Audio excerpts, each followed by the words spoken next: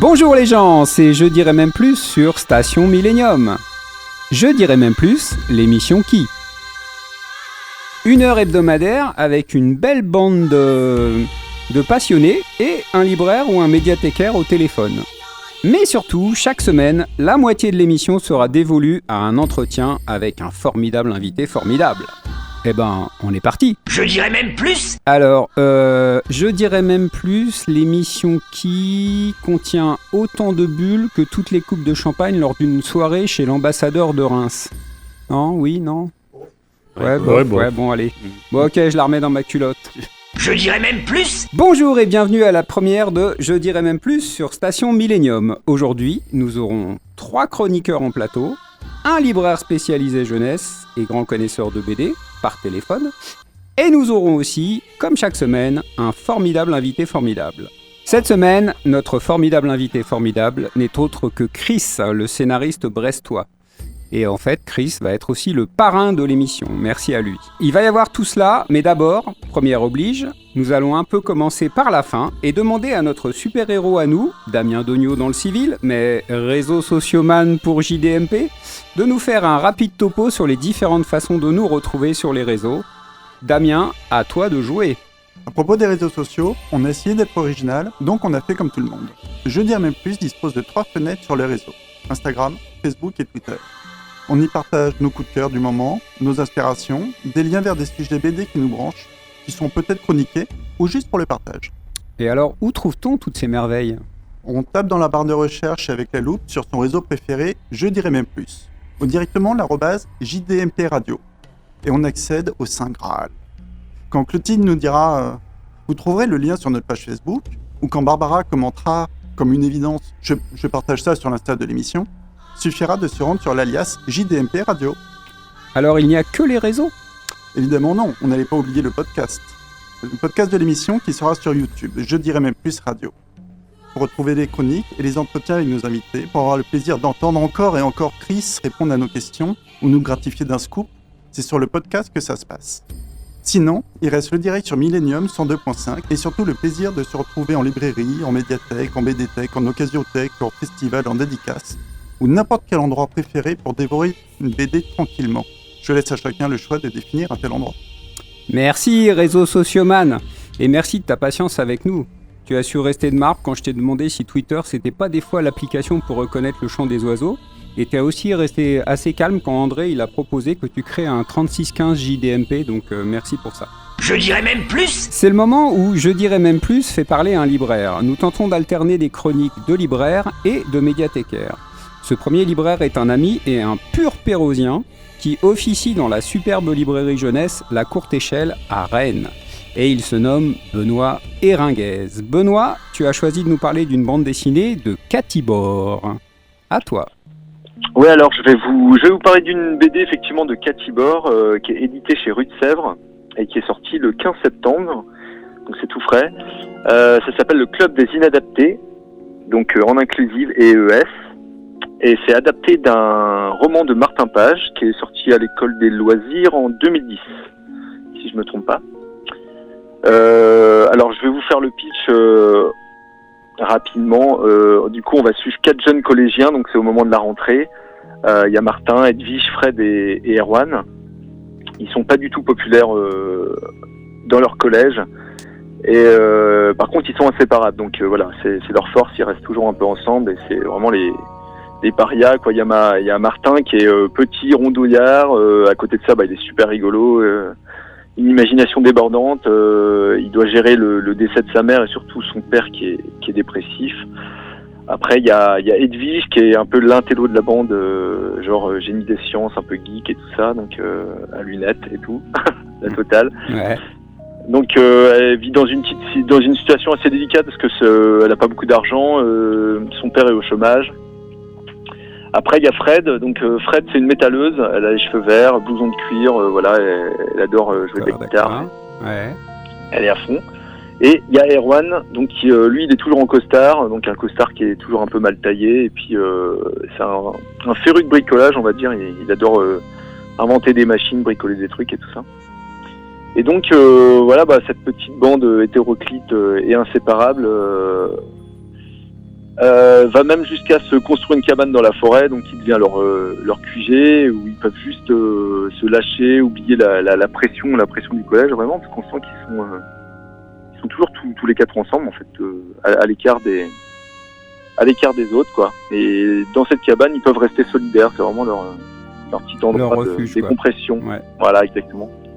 Et donc ce que je disais, ouais, ils cadrent pas trop avec des filles et des fils de bonne famille du collège, enfin ceux qui à leurs yeux réussissent tout, sont super à la mode, et qui finalement sont assez excluants.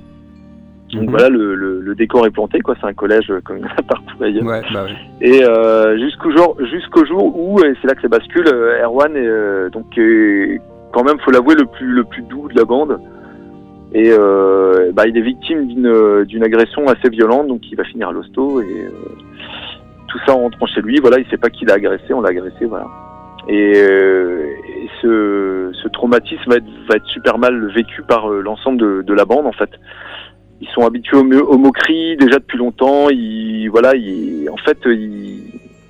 Finalement, ils prennent cette agression comme une espèce de rappel à l'ordre de toutes les menaces qui leur intiment de cesser d'être différents, quoi. En fait, voilà.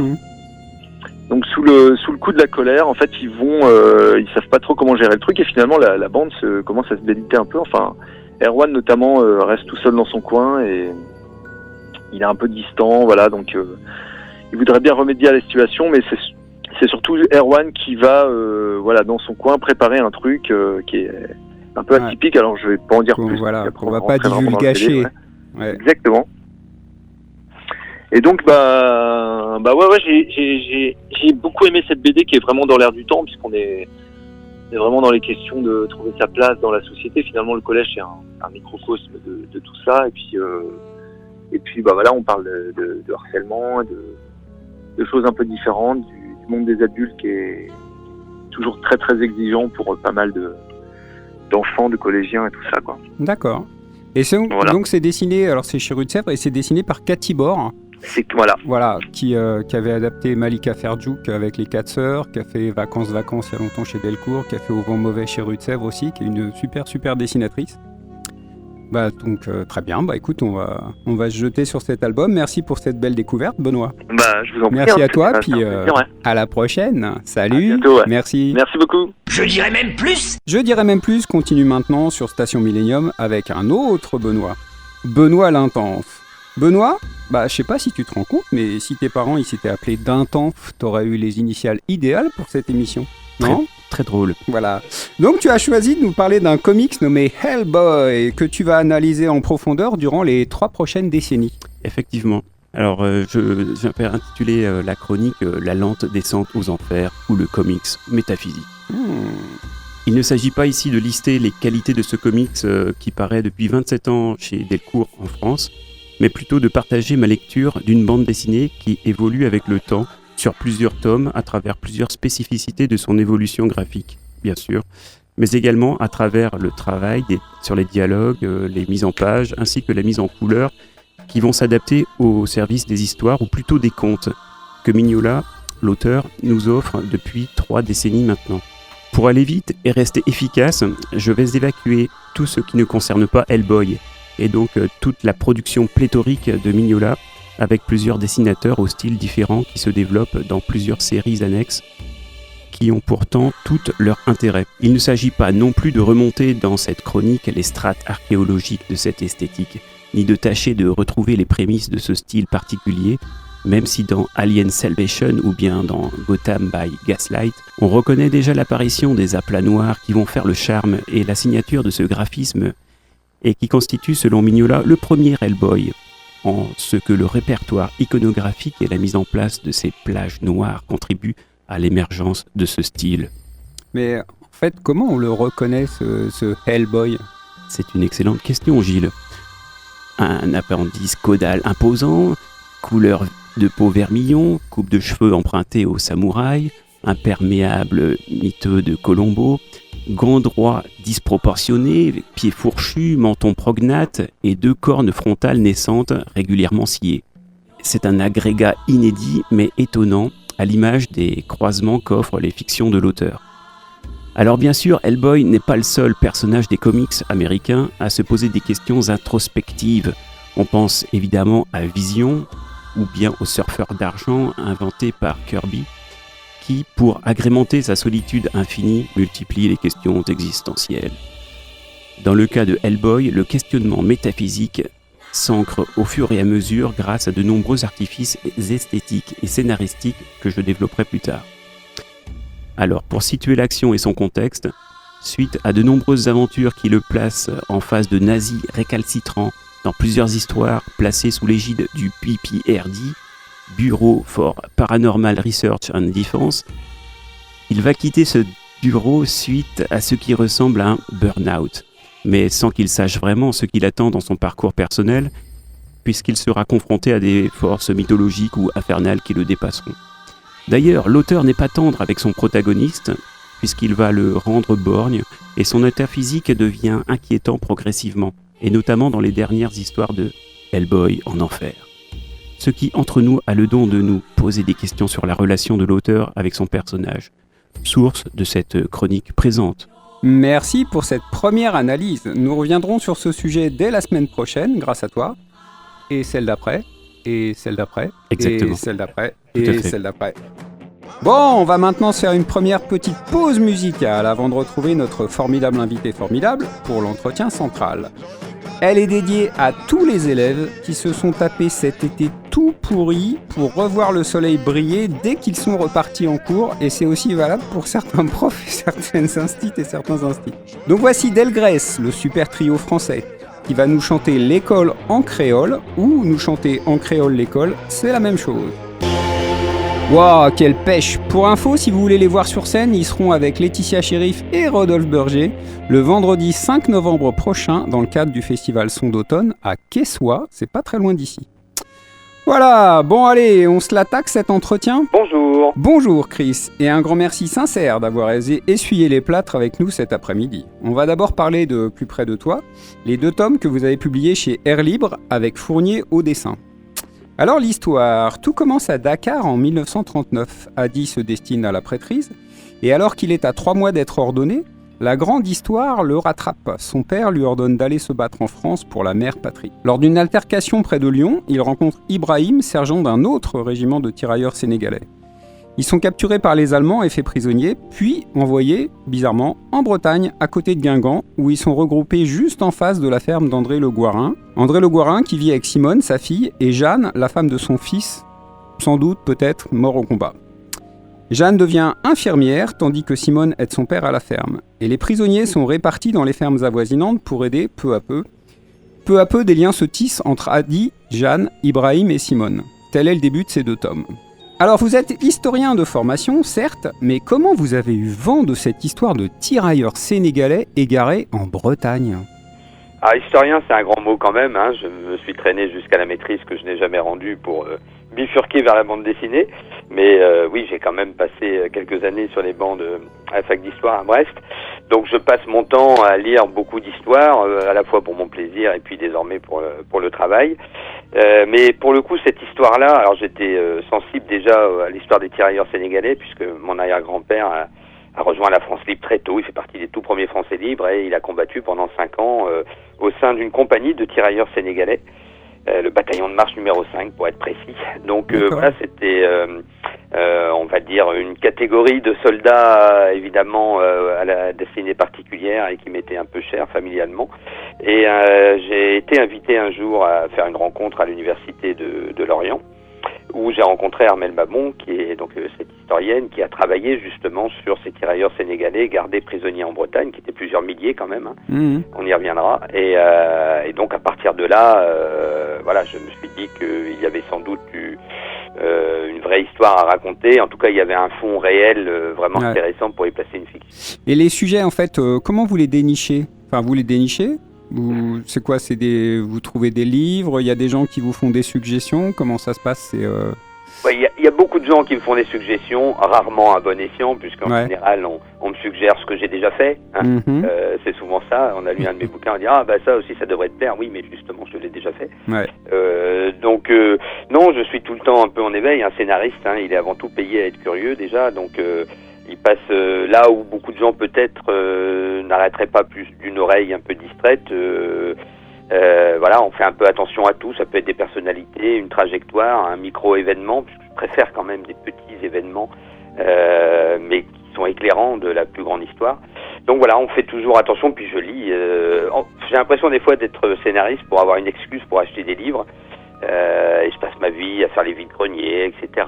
Et pour 100 livres achetés, il y en a un qui va me donner une histoire, sans doute. Mais si j'avais pas acheté les 100, je serais sans doute pas tombé sur celui-là. Ouais. Donc voilà, je suis un chasseur d'histoires. D'accord. Parfois 10 ans plus tard, mais c'est le grand plaisir. Ça, des fois, c'est quand voilà, on réattaque un nouveau projet, puis on se rend compte qu'en fait, on avait déjà plein de livres un peu autour de ça, qu'on avait acheté il y a longtemps, sans y prêter peut-être plus attention à ce moment-là. D'accord. Et donc voilà. Très bien. Une petite question posée par Benoît. Effectivement, une question un petit peu technique. Comment passez-vous de l'histoire avec un grand H à celle que l'on peut lire dans ces 2 albums et dans tous les autres? J'ai pas obligatoirement une technique éprouvée ou autre. J'ai juste peut-être un microcosme familial qui s'y prêtait bien, puisque j'ai une très grande famille. Mon père a 8 frères et qui ont tous eu des histoires assez extraordinaires. Beaucoup ont été en Afrique, beaucoup ont fait l'armée. Enfin, j'ai des aïeux un peu dans tous les événements du XXe siècle notamment. Et ils racontaient très bien, c'était des vrais conteurs, c'est pas du tout des intellectuels.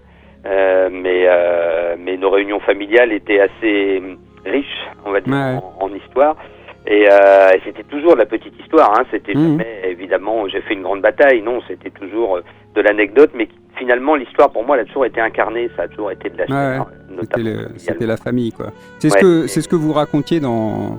Enfin, il me semble que dans Toussaint 66, un de vos premiers albums avec Julien Lamonda, qui était paru chez Delcourt, là, en fait, vous aviez amalgamé quelques tontons et quelques personnages familiaux pour créer le personnage central, en fait.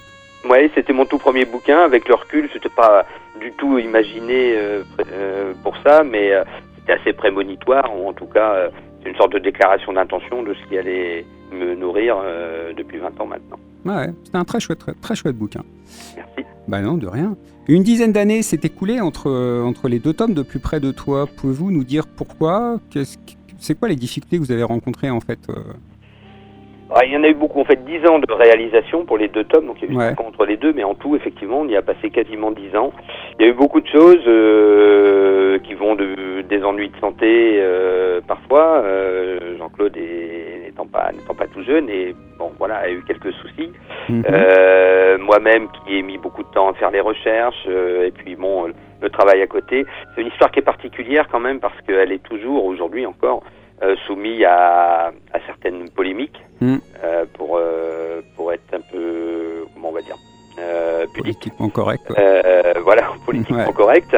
Donc il faut quand même faire attention à la moindre case et à la moindre phrase qu'on écrit. Donc ça demande quand même beaucoup de temps de réflexion, de vérification, de discussion aussi avec, non pas des témoins, mais en tout cas des descendants d'eux.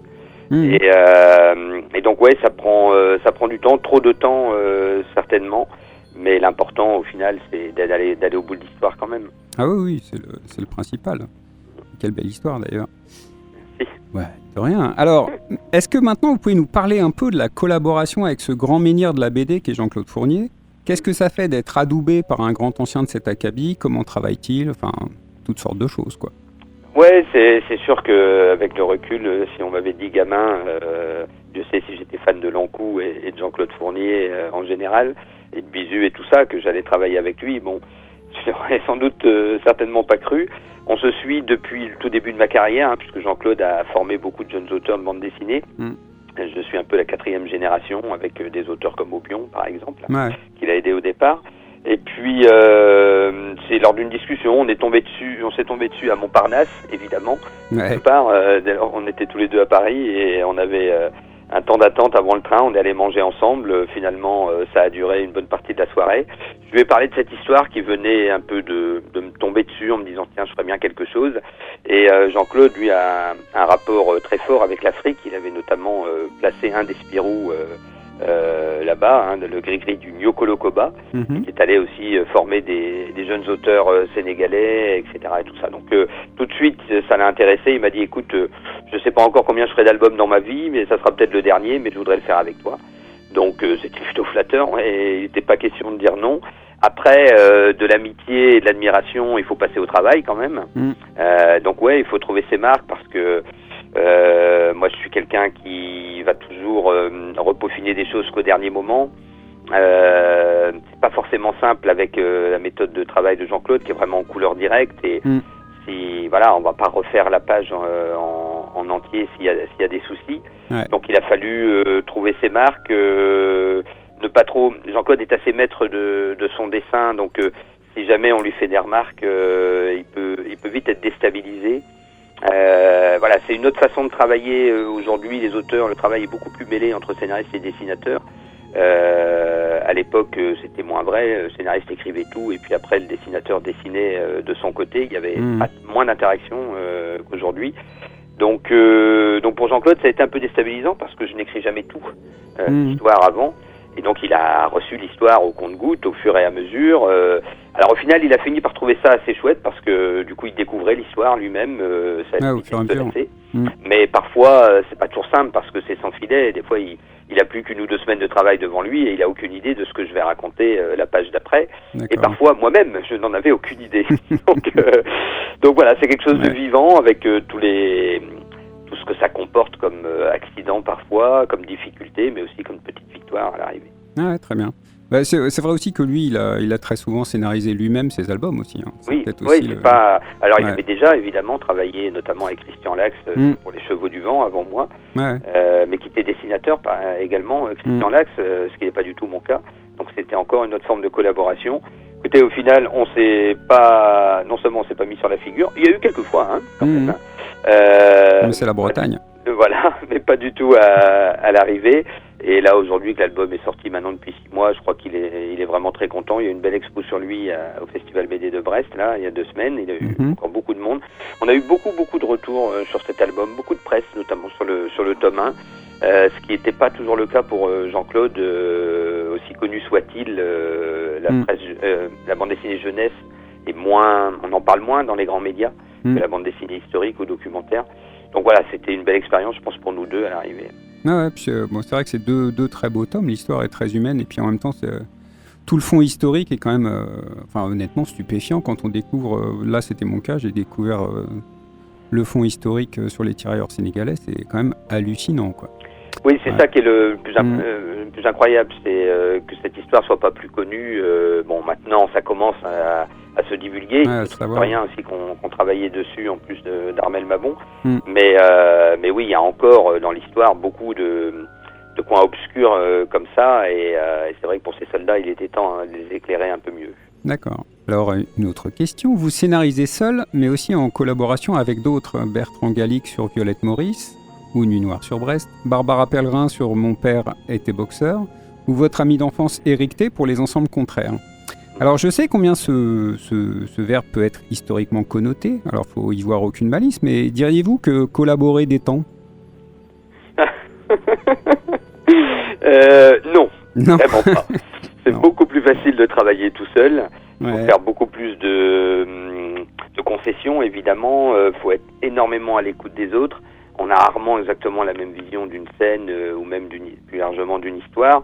Bon, ça a toujours été des histoires d'amitié. Éric T, évidemment, c'était notre histoire à tous les deux. Donc, c'est une très très longue histoire, une amitié d'adulte, comme on dit, pas seulement une amitié d'enfance.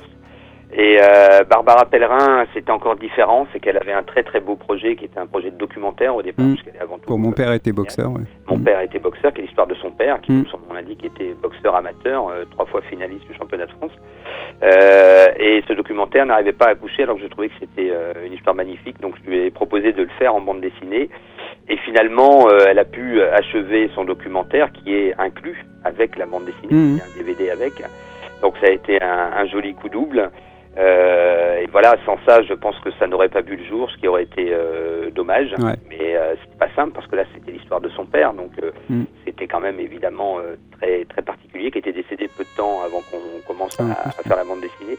Et enfin, Bertrand Gallic, c'est aussi une longue histoire d'amitié qui date de la fac. Et c'était plus, au départ, l'idée était un peu de lui mettre le pied à l'étrier, puisqu'il était professeur à côté. Il avait envie aussi de se mettre à la bande dessinée. Et puis finalement, on a trouvé un certain nombre de sujets qui nous réunissaient à chaque fois. Donc on en a fait 4 je crois, puisqu'on a fait aussi un maillot pour l'Algérie et 7 athlètes. Ah oui, c'est vrai, oui. Voilà.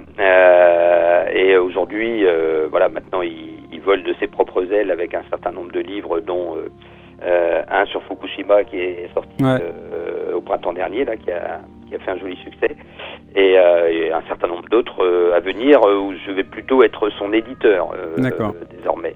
Ça, on en parlera dans la deuxième partie de l'entretien. Voilà. On a une deuxième question de Benoît. Effectivement, vous faites une apparition dessinée par Fournier dans Plus près de toi, mais vous faites un autre caméo dans Nuit sur Brest, page 25. C'est l'initiative des dessinateurs ou bien vous avez un côté Alfred Hitchcock? Non, franchement, la plupart du temps, ils ne me disent pas. Ils m'envoient un storyboard avec un autre personnage et je découvre sur la page finie que en fait c'est ma tête. Et je vais finir par pouvoir faire une exposition, parce que on chasse. Je suis un terroriste dans un Spirou de Franck Le Gall.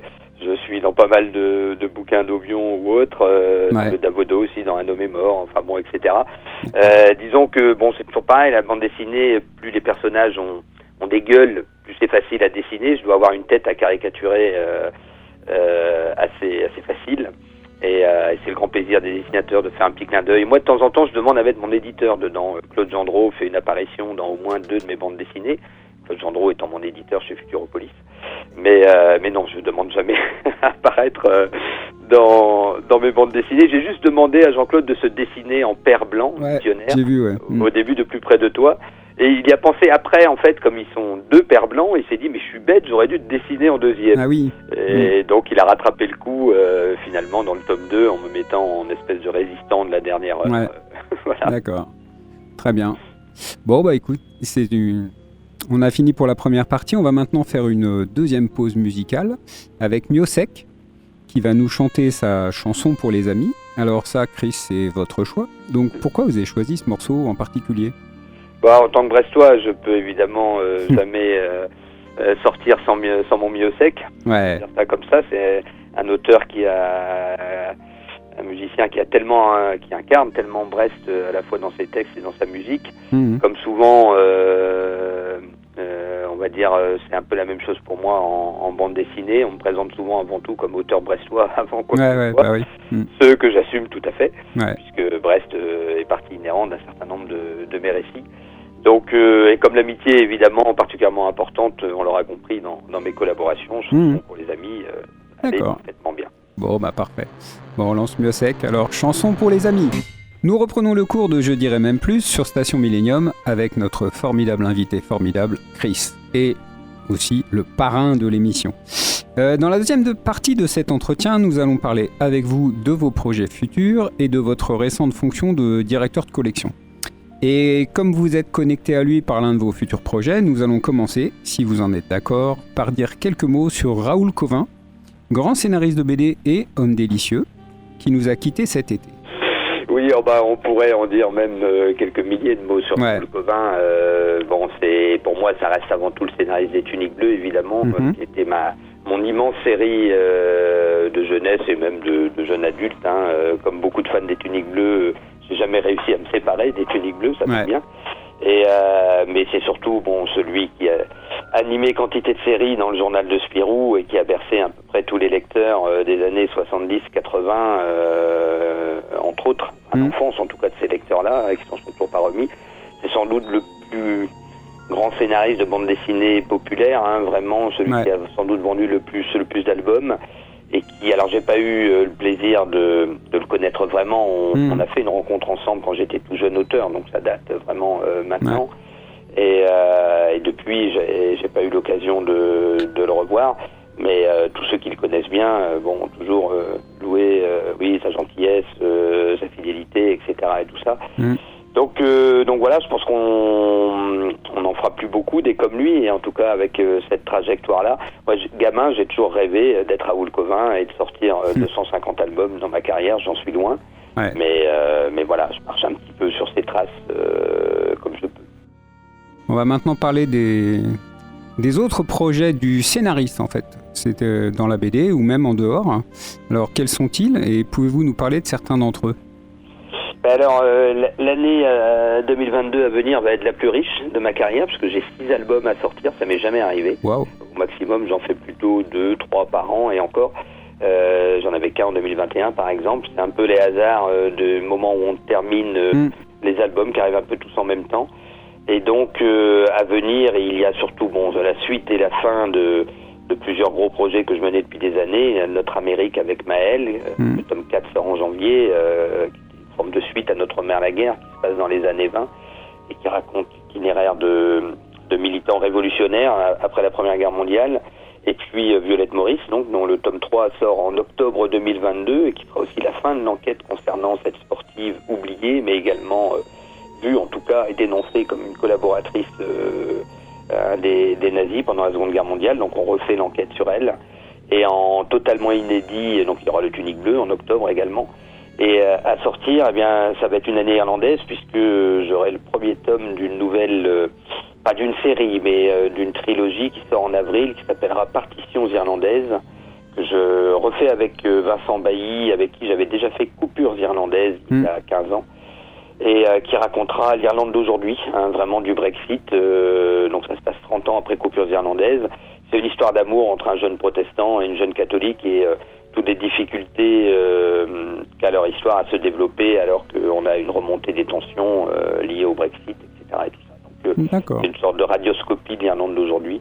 Et enfin, j'aurai un album sur le Stade brestois, qui s'appelle Tous ensemble, et qui est une sorte d'histoire pas fantasmée, mais qui mélange plein d'éléments de l'histoire vraie du Stade brestois à travers l'itinéraire d'un supporter imaginaire, qui est supporter numéro 1 du Stade brestois et qui décide de sauver son club, qui vient de déposer le bilan à la veille d'une finale de Coupe de France pour laquelle le club s'était enfin qualifié pour la première fois de son histoire. Donc j'espère que ça sera prémonitoire. Ok. Voilà. Puisqu'on parle de sport, on va parler des projets en dehors du scénario. C'est-à-dire qu'en fait, maintenant vous êtes, alors on dit quoi ? On dit directeur de collection, éditeur.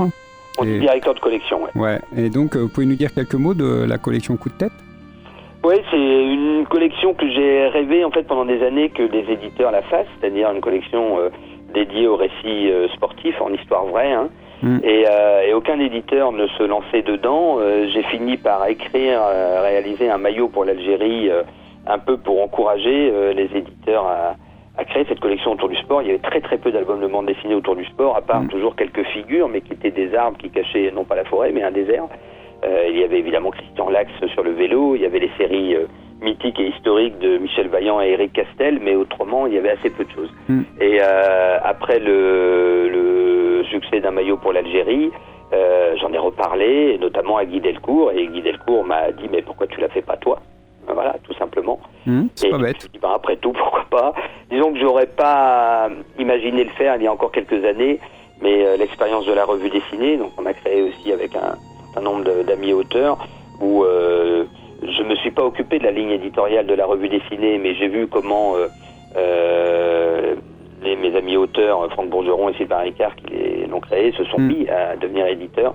Et j'ai beaucoup appris avec la revue, et je me suis dit, oui, après tout, allons-y. Alors, je suis pas tout seul. La collection est menée conjointement avec Louis-Antoine Dujardin, qui est éditeur, lui, vraiment chez Delcourt, salarié. Moi, je suis totalement indépendant, au même titre que les auteurs, en fait. Et à nous deux, on mène cette collection qui est donc consacrée à des histoires vraies du sport. Beaucoup de récits historiques, mais il y aura aussi des récits contemporains. On ne s'interdit pas l'enquête, on ne s'interdit pas le documentaire, même si on est pour l'instant principalement sur des grandes histoires du sport. D'accord. On vous remercie beaucoup, cher invité formidable. Et cher parrain aussi. Alors du coup, parrain, je ne sais pas si vous réalisez bien ce que ça veut dire, parce que là vous avez essuyé les plâtres, mais ça veut dire que normalement vous êtes invité à la dernière de l'année aussi. Voilà, donc il faudra cocher ça dans votre agenda. On va se faire maintenant une dernière petite pause musicale avec un personnage qui aurait pu être dans les tuniques bleues, un des Indiens des tuniques bleues, c'est Colline Silencieuse. On dirait le nom d'un Indien dans les tuniques bleues, c'est vrai. Mais Colline Silencieuse, en fait, c'était un bassiste et chanteur texan qui nous a quittés lui aussi cet été, comme Raoul. Et dans ce classique du blues, Colline Silencieuse dépoussière son balai. Voilà, donc Dusty Hill et ses amis Billy Gibbons et Frank Bird, les ZZ Top, ils nous interprètent maintenant Dust My Broom. Très belle version du morceau d'Elmore James. Nous revenons maintenant en plateau pour le dernier quart d'heure de Je dirais même plus sur Station Millennium. Et nous allons commencer par l'homme qui a les mêmes initiales que Daredevil. Mais je crois que ton prof de barre parallèle en 6ème t'a bien fait comprendre que la comparaison allait s'arrêter là.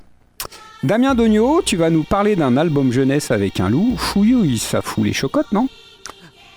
Il n'est pas franchement terrifiant celui-là. En fait, vu que c'est la rentrée, en tout cas pour nous, c'est une première. Alors aujourd'hui, je vais vous parler du loup qui voulait aller à l'école, chez Ozu Éditions. C'est un album jeunesse. Et on sait que le public de Millennium est jeune, ou jeunes parents, ou même jeunes grands-parents. Alors le 10e album de la série Dorian Lallemand pour le texte et Éléonore Thuillier pour le dessin va nous parler. Au départ, c'est une idée de l'autrice Oriane Lallemand, qui avait quelques histoires jeunesse au compteur. Le personnage a plu à l'éditeur, l'illustratrice Éléonore Thuillier a proposé son premier personnage, et c'était parti. Le loup qui aimait les arbres, qui croyait à ses rêves, qui avait un nouvel ami.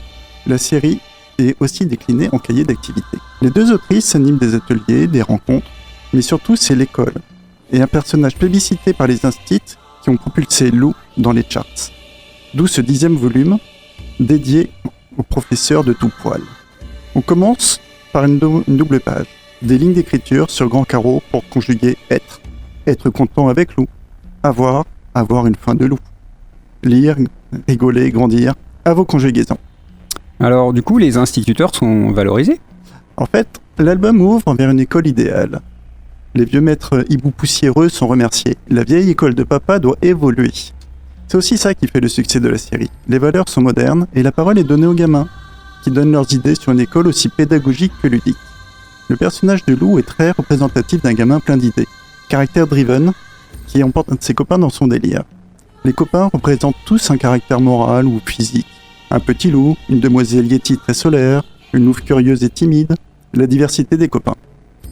En cette rentrée, encore marquée par l'éloignement, le masque, le Covid, la distance physique, ça fait du bien une histoire qui rappelle aux tout petits, dès 3 ans, que l'école est un lieu de rencontre pour s'amuser, se retrouver, se faire des amis et s'ouvrir aux copains. Merci Damien. Je dirais même plus. Voilà, nous reprenons Je dirais même plus. Alors moi, je vais essayer de vous profiter de cette émission sur Station Millennium pour vous parler de certains albums que j'ai réellement adorés et dont je trouve qu'ils n'ont pas forcément rencontré un public assez large. Et ça, c'est vraiment trop injuste. Alors aujourd'hui, je débute avec un album cher à mon cœur, à mon vieux cœur, Les idées fixes de Gabriel Piquet, paru chez Futuropolis en 2014. Tout se passe dans une ville portuaire au clément climat. Adrien, que tout le monde croit fou car il a des comportements un peu étonnants depuis qu'il est revenu de la guerre, se promène sur le port et y retrouve un petit garçon et son chien blanc qui y viennent tous les jours pour attendre. Le gamin attend ses parents, partis naviguer. Adrien est le seul à s'adresser à lui. Ensemble, ils regardent les bateaux et la mer tout en parlant.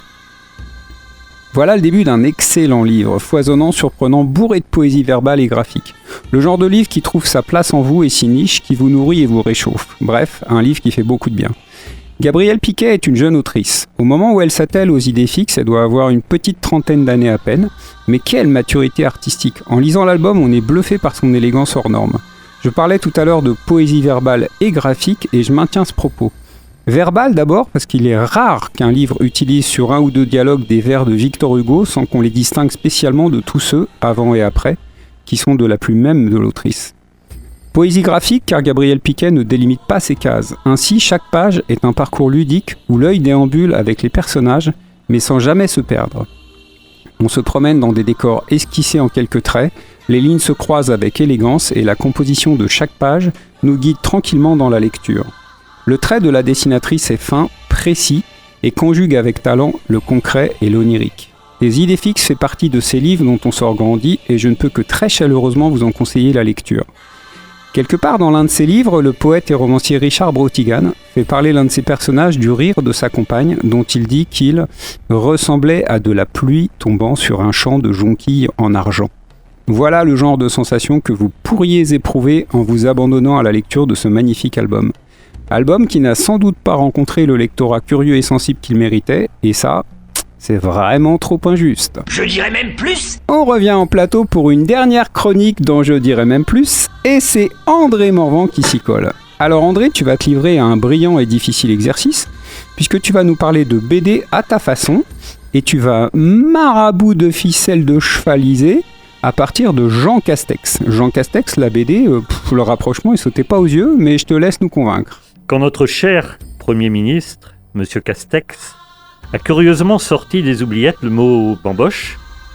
Moi, j'ai trouvé ça plutôt rigolo, plutôt bien vu. Mais il aurait pu encore faire mieux et remonter encore plus loin dans notre passé linguistique pour y déterrer un mot encore plus oublié, le mot ribouledingue. En bande dessinée, Ribouledingue, c'est le frère d'aventure et d'infortune de Croquignol et de Filochard, c'est-à-dire les Pieds-Nickelés. Les Pieds-Nickelés sont nés en 1908. Louis Forton les a créés en opposition avec l'image de la BD que Disney avait mondialement imposée à l'époque. Les Pieds-Nickelés, eux, ne sont absolument pas des exemples pour la jeunesse. Ils sont vulgaires, ils sont malhonnêtes, alcoolos et s'expriment évidemment en argot. Au début du XXe siècle, avoir les pieds nickelés, ça voulait dire ne pas être très porté sur le travail.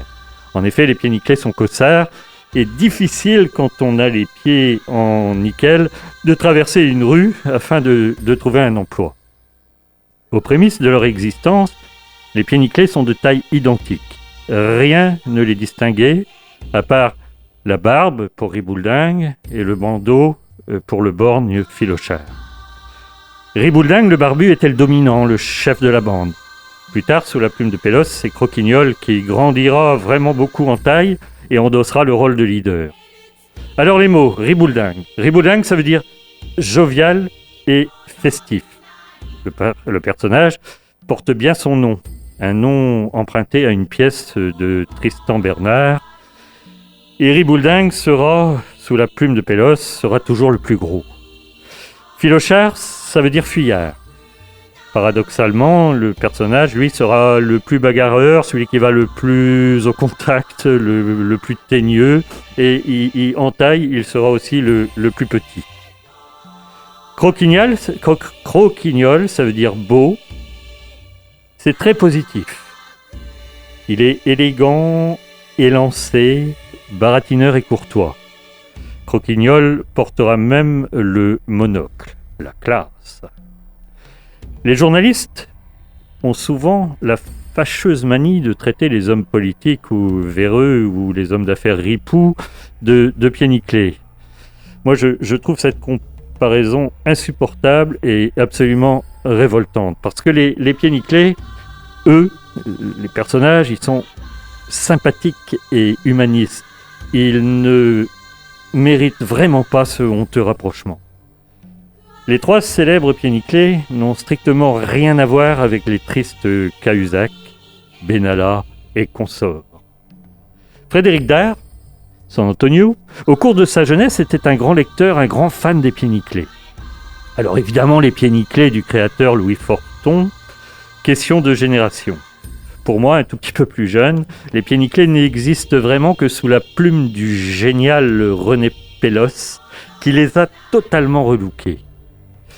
Pélos, habitué aux magazines sportifs, a su donner au personnage un mouvement et un dynamisme inégalables. Pélos, c'est le pseudonyme de René Pélarin. Il est né en 1900, il est mort en 1998, presque centenaire. Le sport associé à la BD, visiblement, ça concerne. Il est longtemps le dessinateur officiel du monde sportif, et particulièrement celui du Tour de France. Dans ses magnifiques fresques du miroir du cyclisme, il aura caricaturé les plus grands, Robic, Bobet, Poulidor, Anquetil et même Guy Ignolin, notre Guy Ignolin, si bien connu à Perros-Guirec. Infatigable, Pélos réalise en parallèle une centaine d'albums des pieds nickelés. Des albums où Ribouledingue, Filochard et Croquignol affirment au mieux leurs différentes personnalités. Le joyeux Ribouledingue sera même le seul à connaître une vie sentimentale. Pélos était-il fleur bleue ? À une époque où la bande dessinée commençait seulement à obtenir une certaine reconnaissance, le Festival d'Angoulême a su tout juste à temps, rendre hommage au génie de Pélos. La BD change. Aujourd'hui, Forton, Pélos et les pieds nickelés, même les pieds nickelés, sont un peu oubliés. Rendons-leur justice. Puisque la bamboche s'est terminée, organisons des ribouledingues. Je dirais même plus. Bien, mes amis, il est l'heure de plier les gaules et tailler la route. On se retrouve la semaine prochaine avec notre deuxième émission sur Station Millennium, dont le formidable invité formidable sera... Bon, vous verrez bien. Les gens, si ça vous a plu, parlez-en autour de vous et partagez sur les réseaux sociaux. À la semaine prochaine, on vous retrouvera avec grand plaisir. On vous embrasse.